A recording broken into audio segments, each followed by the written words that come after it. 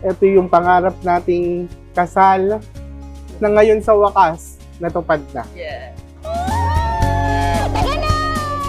Pasaway!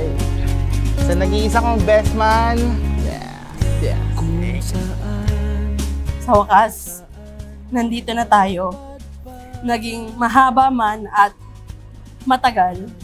Nangako ako ngayon sa harap ng may kapal na ikaw lang ang aking minamahal. Sa araw-araw, ang pipiliin ko ay ikaw. Mapagod man ako sa mundo, pero never akong mapapagod sa'yo. Iintindihin kita kahit alam kong hindi mo na maintindihan yung sarili mo. Mamahalin kita kahit alam mong hindi ka nakamahal-mahal. At lagi kang nasa puso ko habang buhay. Nandyan ka lamang pala. Di ka lang nagsasalita. Ikaw pala ang aking hina. Nangangako ako sa harap ni Lord, sa mga magulang natin at mga kaibigan, na ngayon, ikaw lang yung minamahal ko at lagi kong pipiliin at pipiliin at pipiliin. Ikaw lang palagi. Because love is not just a feeling. Ito ay commitment. At ipinapakita nyo ngayon yan, ngayong oras na ito, ngayong araw na ito, sa Diyos, sa simbahan, at sa mga taong inimbitahan ninyo.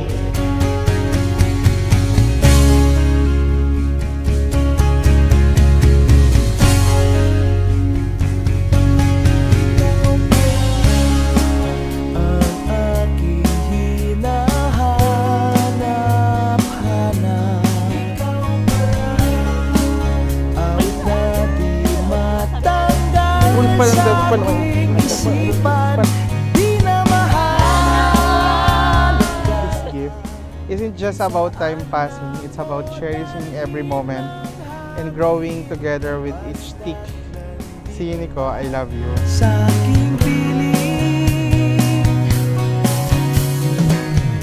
nung hindi na nakatingin, at sa kakadumating. Ikaw ang tanging gusto ko at kailangan ko.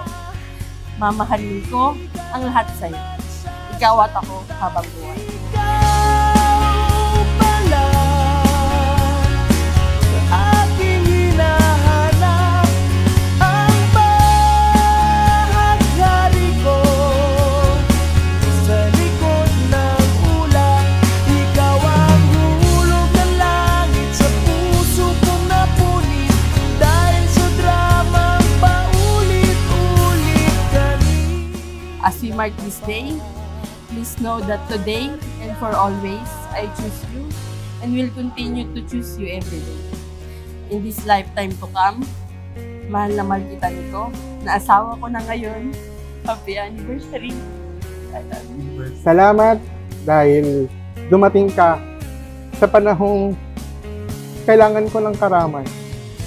Salamat sa pagtulong at pagpili sa akin araw-araw.